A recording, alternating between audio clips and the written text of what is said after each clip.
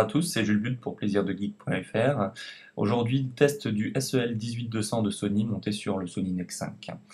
Donc on peut voir un petit peu en faisant le tour de l'appareil que le caillou est un peu plus imposant que le 1855 fourni d'origine ou alors le 16 mm. On peut également acheter d'ailleurs ce kit en 18-200, ce qui nous permettra d'avoir la grille de flash qui rallonge un petit peu celui-ci, qui enlève les ombres du coup sur les photos.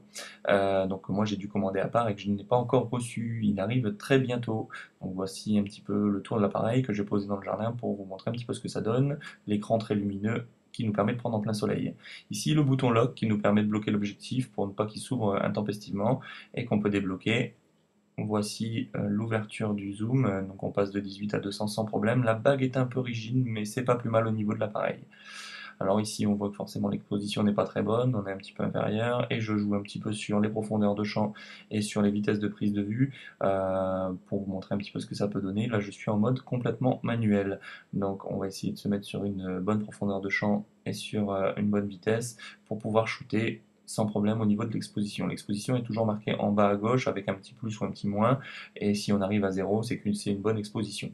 Donc là, à savoir que j'ai tiré les photos en 1600 ISO, donc c'était pas forcément le bon réglage, mais il n'y a pas de souci, on peut faire ce qu'on veut. Ici, on a les minimums du 18 et du 200, donc qui correspondent à 3,5 mm et à 6,3 mm pour l'ouverture de diaphragme. Donc ici en 200, on voit bien 6,3 mm et juste avant, on était à 3,5.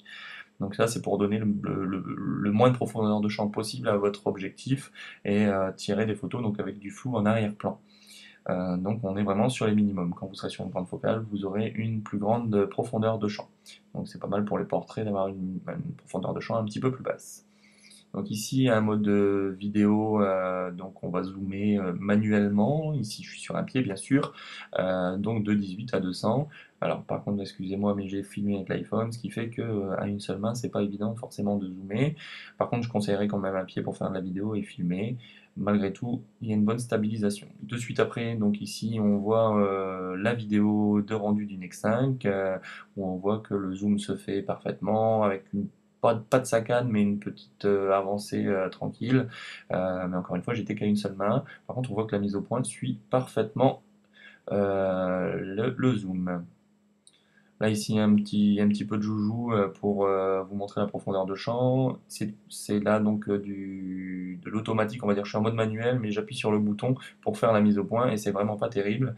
Quand vous serez en mode manuel, préférez quand même voilà, la bague manuelle. Donc là, je vais faire un petit essai où je tourne la bague pour aller chercher une profondeur de champ plus importante et une mise au point surtout sur un autre sujet, pardon. Ici un exemple de vidéo donc, où on part du zoom en 200 et on va dézoomer vers le 18, on descend tout doucement et on voit que la stabilisation est plutôt bonne. L'objectif Steady Shoot de Sony marche vraiment pas mal à ce niveau-là. Donc au niveau vidéo, là je suis à bout de bras et il n'y a pas de souci de stabilisation. Bien sûr on pourra encore améliorer ça avec des logiciels, mais on se rend compte que c'est vraiment déjà pas trop mal. En sachant que l'objectif plus l'appareil font déjà un certain poids et qu'encore une fois, là j'étais dans des conditions pas terribles, du vent, etc. Avec un pied, on pourra améliorer encore tout ça. Ici encore pire puisque j'étais dans la voiture, donc par la fenêtre, et je passe encore une fois du 18 au 200. Tout doucement, on recule vers les champs et là on se rend compte de l'importance de l'objectif où on peut venir zoomer pour prendre une photo d'une église alors qu'on est complètement dans les champs de très loin. Ici voilà, j'étais à peu près à 50 et là je redescends encore jusqu'au 18.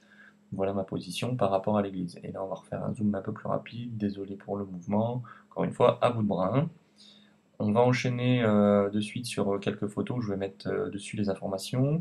Donc ici c'est une photo donc, en 18, ici une photo en 55 environ, ici c'est une photo avec une focale de 100 et pour finir une focale de 200. Ici on a également donc une photo en 18 avec un grand angle et une photo zoomée où on n'a pas bougé d'endroit, hein, on est en 200. Si je me suis amusé avec la profondeur de champ, on voit qu'elle est un peu surexposée, mais une photo très floue derrière. Et ici, la même photo, un peu moins surexposée celle-ci, mais avec une profondeur de champ bien plus grande. Ici une photo en 18 du jardin, et la même photo mais en 200 cette fois-ci.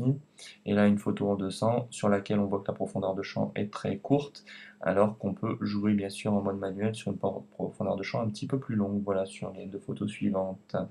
Voilà pour ce petit test du 18-200 de chez Sony, et je vous dis à très bientôt sur plaisirdegeek.fr.